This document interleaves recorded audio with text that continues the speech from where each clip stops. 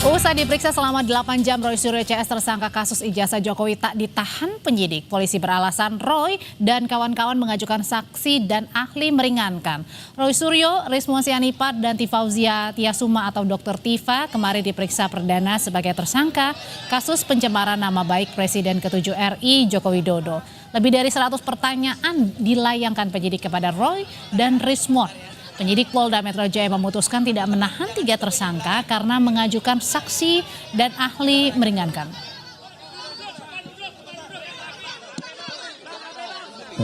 Para tersangka sudah memberikan keterangannya. Setelah ini kepada ketiga tersangka kami perbolehkan untuk kembali ke rumahnya masing-masing. Kenapa demikian? Karena ketiga tersangka mengajukan ahli dan saksi yang meringankan. Untuk ahli yang diajukan oleh para tersangka ada 2, kemudian untuk saksi yang meringankannya ada 3. Dan kami akan segera melakukan permintaan keterangan terhadap para saksi dan ahli yang dimohonkan oleh para tersangka tersebut. Roy Suryo, Rismon Sianipar, dan Dr. Tifa sudah menjalani pemeriksaan perdana sebagai tersangka kasus tudingan ijazah palsu Jokowi. Apa saja pertanyaan dari penyidik dan siapa ahli serta saksi meringankan yang diajukan Roy Suryo CS? Sudah hadir bersama saya Roy Suryo, tersangka pencemaran nama baik di kasus ijazah Jokowi. Selamat malam Mas Roy. Malam. Ada juga bergabung lewat sambungan Zoom Ketua Umum Perampai Nusantara Mardiansyah Semar. Mas Semar, selamat malam. Malam, Audrey. Ada juga Guru Besar Hukum Pidana Universitas Jenderal Sudirman, Prof. Hipnu Nugroho. Prof. Hipnu, selamat malam. Malam Mbak Audrey. Ya. Saya mau ke Mas Roy dulu. Mas Roy, ya, Anda kemarin sudah dilayangkan pertanyaan sebanyak 100 ya Mas ya? Lebih. 100 lebih, tidak ditahan? Enggak ditahan, alhamdulillah enggak. Ya. Bang Rismon itu 157, saya di bawahnya dikit, saya 134. Tetapi ada juga yang lebih rendah lagi yaitu Dr. Tifa itu 86. Lega nggak ditahan? Ya sebenarnya sudah bisa diperkirakan, nggak mungkin dong nahan. Karena kan sebenarnya ada beberapa hal yang sebenarnya membuat satu tidak ditahan. Seperti statement Prof. Hipnu beberapa waktu yang lalu kan aturannya kan ada syarat objektif dan syarat subjektif. Kalau syarat objektifnya kan dapat ditahan atau tidak. Subjektifnya kan tergantung dengan penyidik. Nah penyidik kan kooperatif banget kemarin gitu. Jadi sebenarnya 100 lebih pertanyaan itu apa aja sih ditanyakan Mas Roy? Ya banyak, terutama adalah tentang misalnya adalah apa yang terjadi pada tanggal 26 Maret ya tahun 2022. Nah saya nggak ada di situ, jadi ya saya nggak usah jawab itu kan. Terus tanggal 22 Januari. Apalagi itu 26 Maret saya nggak ada. Kemudian riwayat saya, kemudian bagaimana penelitian saya ya tentang dulu apa pengalaman saya meneliti kasus. Nah saya kan cerita juga kan dulu bahkan jauh kira-kira 20 tahun yang lalu lebih. Saya kan juga meneliti rekaman suara antara Presiden Habibie dan Pak Andi Galib waktu itu Jaksa Agung. Kemudian saya juga meneliti, maaf nih harus saya sebut, foto dari mantan presiden kita Gus Dur dengan seorang wanita. Kemudian ada saya meneliti foto-foto soal meneliti video itu saya ceritakan.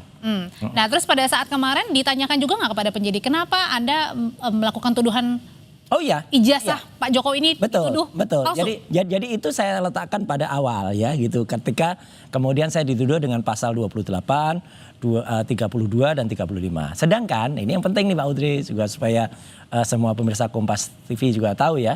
Gitu kan saya nggak punya akun X ya, saya nggak punya juga YouTube. Ya kalau begini kan saya juga diundang ya gitu. Kemudian kalau di YouTube saya juga sebagai narasumber. Gitu. Di akun itu kan saya juga di-quote statement saya ketika saya di mana. Jadi bukan saya memposting, bukan saya yang kemudian membuat dapat diaksesnya. Kalau kalimat di ITE kan itu gitu. Klarifikasi yang Mas Roy sampaikan. Iya, dan artinya pasal-pasal itu tidak tepat kalau saya kemudian mengedit, mengubah ya. Yang namanya penelitian itu kami itu menggunakan software, yang software itu verified, software itu yang kemudian digunakan untuk menganalisis satu gambar. Nah, kalaupun ada gambar itu kemudian dilakukan hasil, ya ini kan tidak mengubah.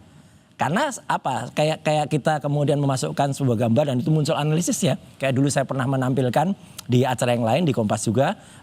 Kemudian gambar itu saya masukkan, ijazah itu saya masukkan ke program namanya Luminance Gradients.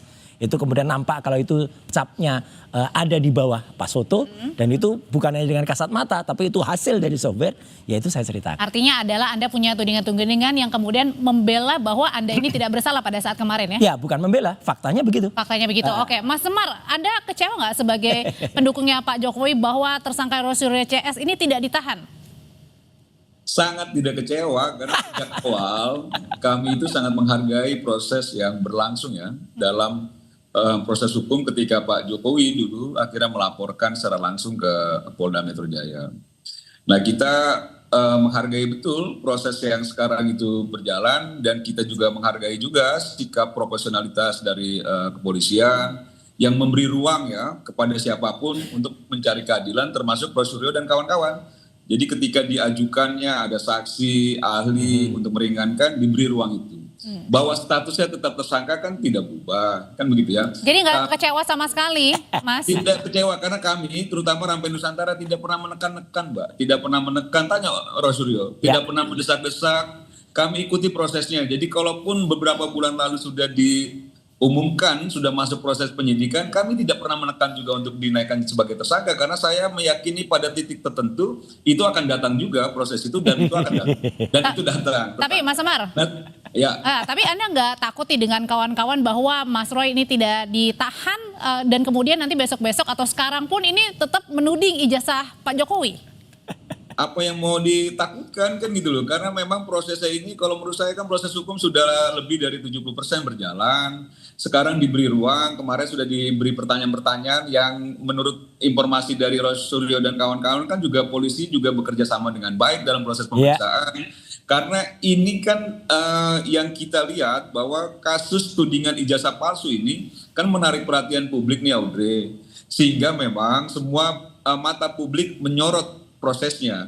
Dan ini menurut saya justru bagus juga ketika polisi memberi ruang Roysuryo dan kawan-kawan untuk mencari keadilan ya. Tapi pada titik tertentu nanti misalnya ya setelah ahli, saksi diperiksa, terus lanjutannya diperiksa yang kedua kali Roysuryo dengan kawan-kawan dan tiba-tiba memang diputuskan untuk dilakukan penahanan. Nah ini jangan dibangun narasi-narasi yang menurut saya itu juga akhirnya merugikan Roysuryo dan kawan-kawan, utamanya merugikan masyarakat kita sendiri. Kan gitu loh. Nah masuklah proses peradilan, diperkuat bukti-bukti dan lain sebagainya.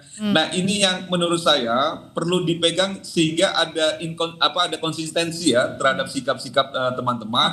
Bahwa dulunya ingin ini diperkarakan langsung oleh Pak Jokowi kan sudah diperkarakan dan sekarang sudah masuk sebagai tersangka.